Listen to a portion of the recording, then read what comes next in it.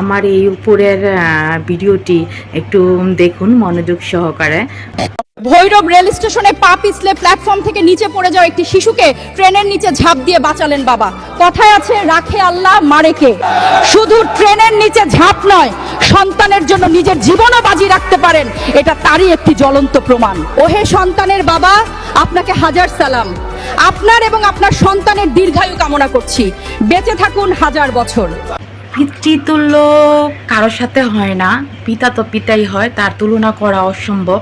ভৈরবপুরের rail স্টেশনে ট্রেনের platform থেকে পিছলিয়ে একটা বাচ্চা ছেলে পড়ে যায়।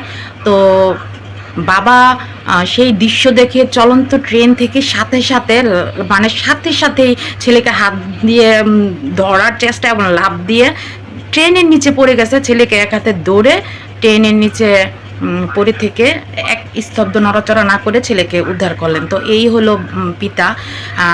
এরকম পিতাকে হাজারো সালাম এবং সেলুট আমাদের পিতার উদ্দেশ্যে।